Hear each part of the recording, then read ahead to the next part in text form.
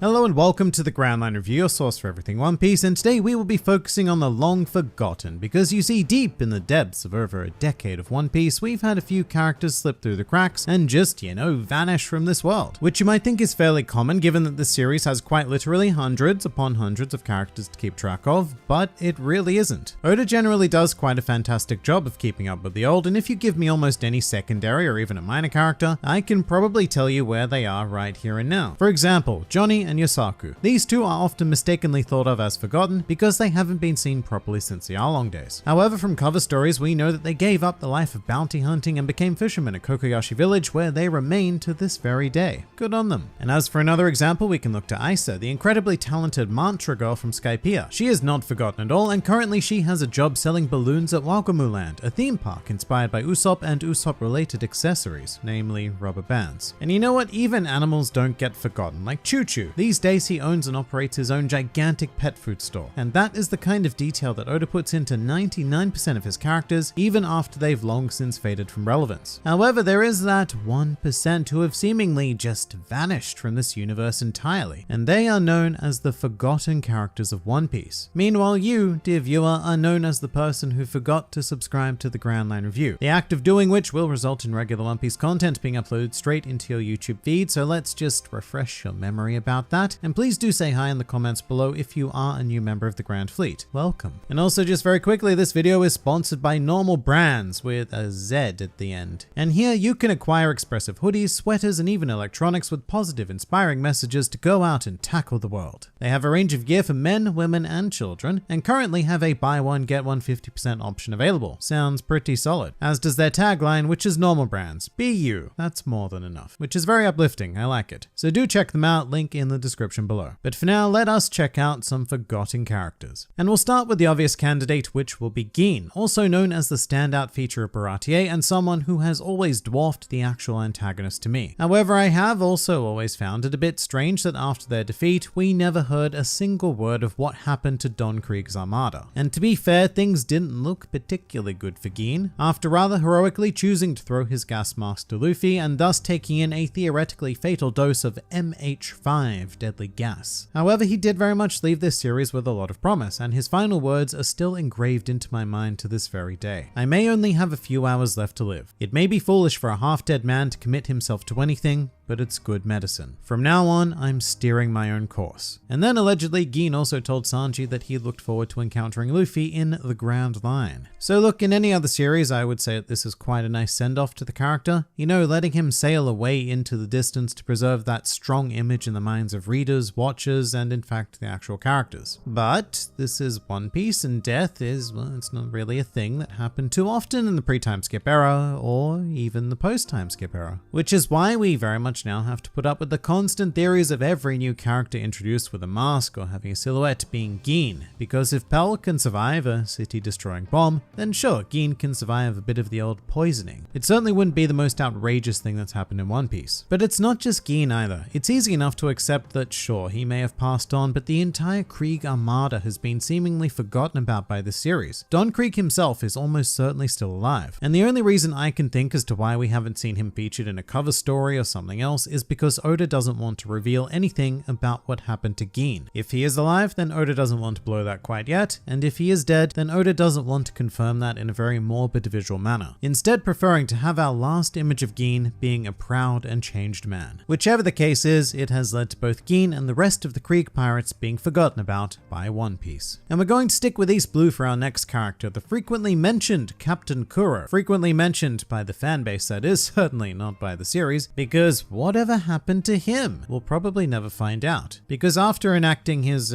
questionable plan on Syrup Village, Luffy delivered a stunning headbutt to our cat-loving captain, which when you think about it kind of adds insult to injury, because Kuro's whole thing was that he was supposed to be like the intelligent pirate, one of the smartest of all of the people in East Blue, according to Oda actually, and as such Luffy chose to take him down by using his head in the only way Luffy possibly can, literally. He then rather unceremoniously threw Kuro to towards his former crew, and that was the last we saw of the Cat Captain. At least in the manga anyway. In the anime there was this filler scene during Logtown where it showed that Kuro had returned to piracy and he was alerted to Luffy's new bounty, which was a kind of cool scene actually. This is a great example of filler that really works for me because I can imagine Oda doing something like this. With that said, Oda didn't in fact do it, and as a result in canon we have no idea what happened to Kuro because he has never been seen again in any way, shape or form. No cover stories, no nothing. And he certainly doesn't have the Gin excuse of, more than likely being dead either. At best, maybe Kuro has a motivational excuse though because his entire arc was focused on exiting the life of piracy and finding some kind of peace. So it seems more likely that even without the riches he was seeking, Kuro just up and retired. But I would love to know what that retirement consisted of, because that's what we get to see with most villains in One Piece, or even side characters, or even really minor characters. Because guess what? To name yet another example, we even know what Disco is doing these days. Do you remember Disco?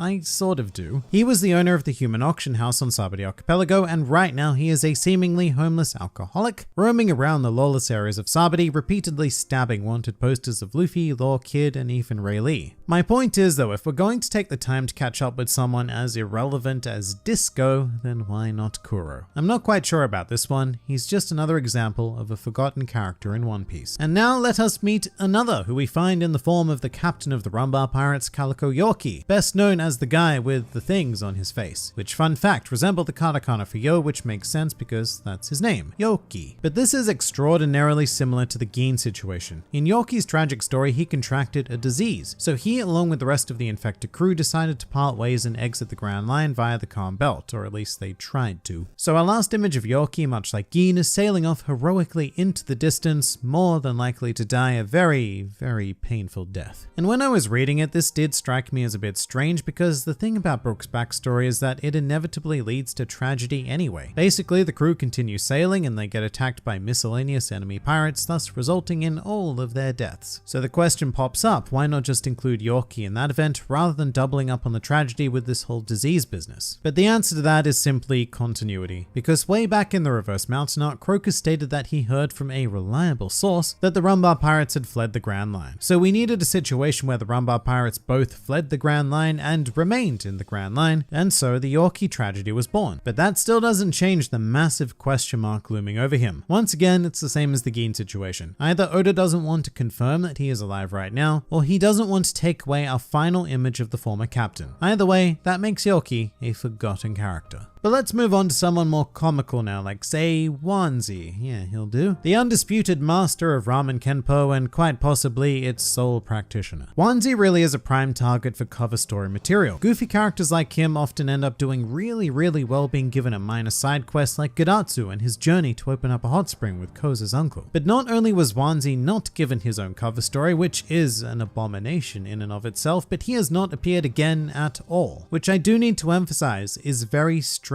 because even if you are just a minor One Piece character, it is almost guaranteed that you will appear again, even if it's only in the background somewhere. With that said, I should of course mention that Wanzi did indeed appear in One Piece Film Gold, proposing to a woman on a Ferris wheel. And as much as I would like to congratulate Wanzi on his assumed engagement, Film Gold is not canon, and Wanzi is still very much forgotten in the actual series. Let's get back to villains now, because Arlong is another great choice for a forgotten character, except he's a bit special, because he did have a prominent role in the Fisher Tiger flashback, which is great, it really is. It expanded upon Arlong and gave us some great context as to why he became the monster he did in regards to Kokoyashi Village, which once again, that's great and all, but in terms of modern day, we still have no idea what has become of Arlong, or any of his crew apart from Hatchan. We just know that he was arrested by the Marines, and given how dangerous he is, you would think that a natural spot for Arlong likely would have been Impel Down. However, he was not present there, forcing us to assume that he is being held in some sort of East Blue pleb prison, one that he could potentially quite easily escape from. I don't know, he's a weird one because despite the fact that he was an East Blue antagonist, he is still one of the most pronounced villains in the series. So I do find it a bit odd that we have never seen or heard anything regarding his current situation. Because look, you can include him in as many flashbacks as you want, but when we consider the modern day, he is still a very